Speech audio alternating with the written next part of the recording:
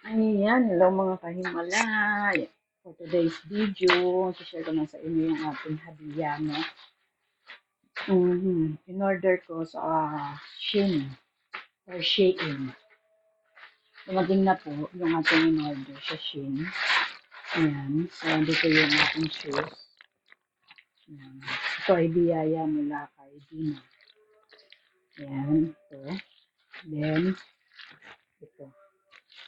Ito yung ipapares ko doon sa binili namin nakarang araw sa mall ng jeans. Yan.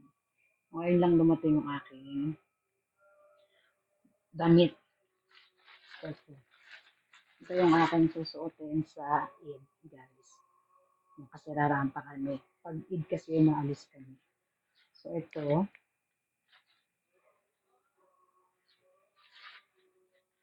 yung tela niya. Pang, pang ano.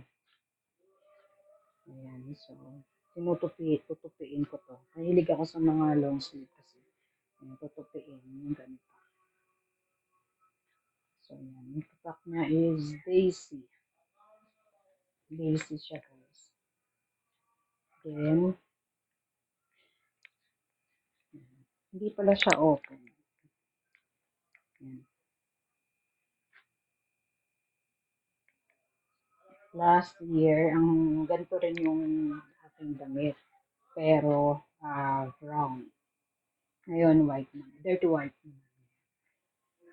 So, yan. Pwede mo siyang ilaliman ng sando na puti or black.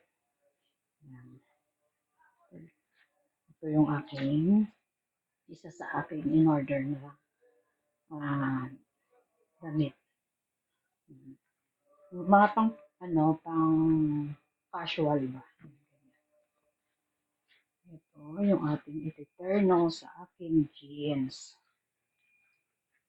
Yan. Biyaya mula sa aking madamdama. Then, ito naman yung isa. Medyo, akala ko medyo mahaba.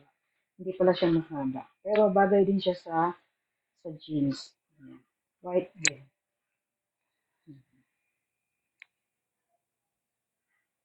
Yan. Yung partner dun sa aking maong. Dalawang. Isang t-shirt at isang long sleeve na casual. Or form. Anong tawag din sa akin? Ayan.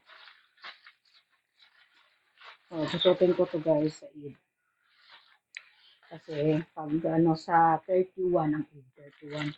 Madaling araw ng 31 na maalis na kami hanggang magdamag na yon. Mauwi kami dito, matutulog lang pero aalis ulit kami ng pagkagabi.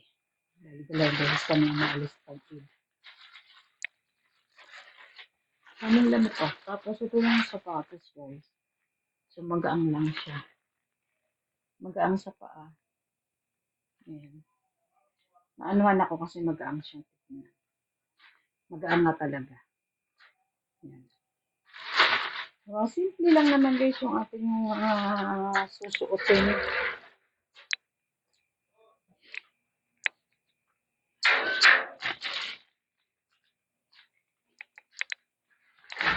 Then ito yung pinaka-top na ng ating